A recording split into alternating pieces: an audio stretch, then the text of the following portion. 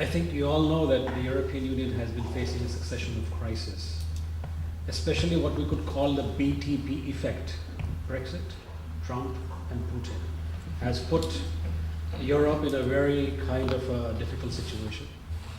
From our point of view, the succession of crises had four major disruptions in this uncertain, difficult, volatile world, and one major transition. First was the rise of China, which is no longer peaceful. It has had both positive as well as disruptive effects. Secondly, of course, is the choices, posture, and behavior of, under the mercurial Trump, you don't know what he's going to do next apart from tweeting.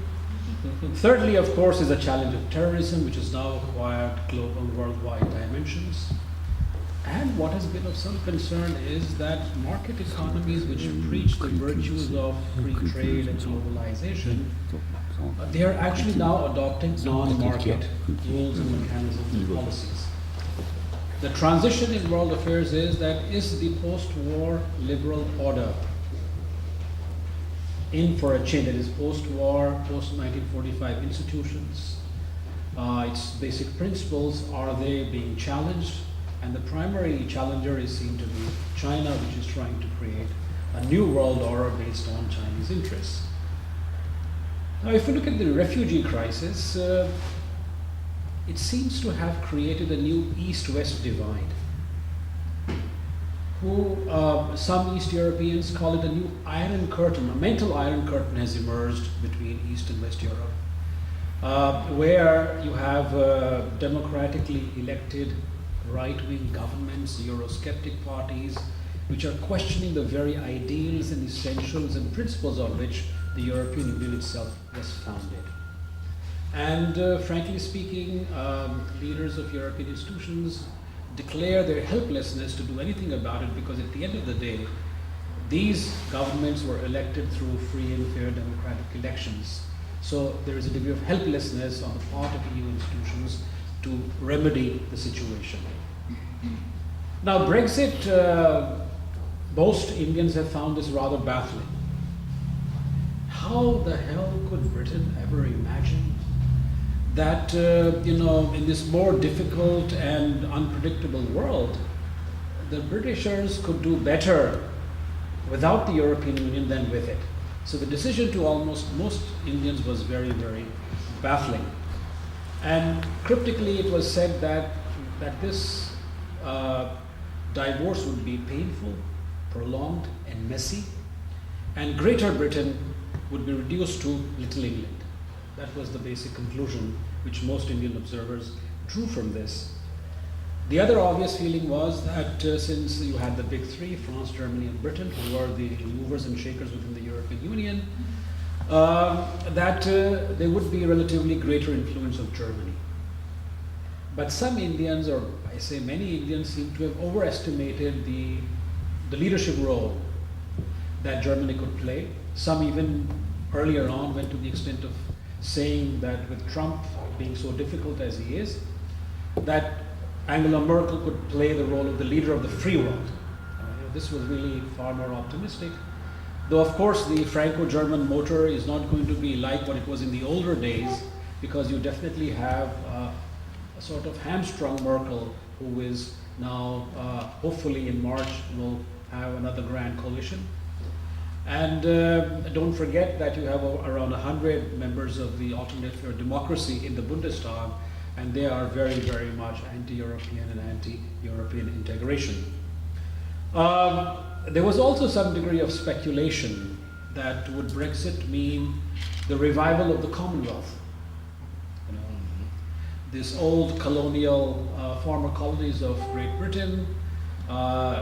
Britain actually forgot the Commonwealth once they entered the European Union, and India never cared much about it anyway, because it's a very diverse, it's not really, and then India feels it has moved slightly into the bigger league, the BRICS and IPSA and so on, so not really of much relevance.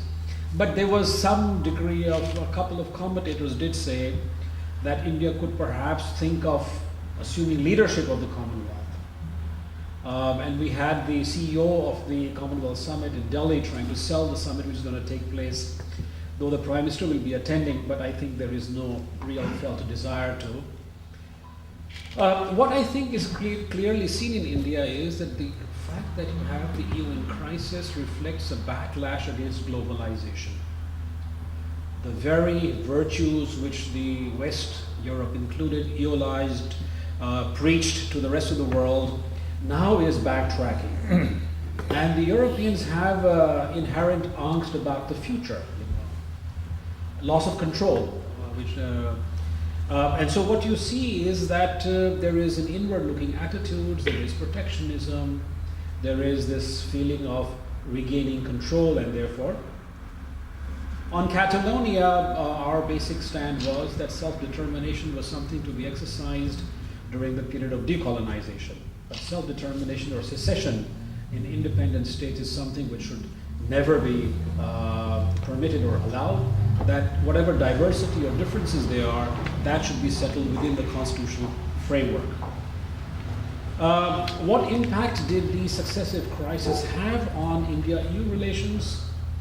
Well, I think there were several factors which were moving to greater understanding. One was, of course, that the European Union was looking at large markets the size of India. They were looking for like-minded countries when the liberal order itself was felt to be under jeopardy. And therefore, what you saw, we had a very successful summit last year in Delhi in October 2017. There was a convergence around a broader range of issues than ever in the past. On the South China Sea, on the Belt and Road Initiative, on the Iran nuclear deal, on climate change, things which Trump sort of withdrew his country from. I think the EU crisis has further reinforced the feeling amongst Indians that when it comes to political and security issues, the European Union is hardly relevant, not only in our own neighborhood, but in Asia at large. It neither has the assets, so basically it is going to be eventually France and Britain which will have a role to play.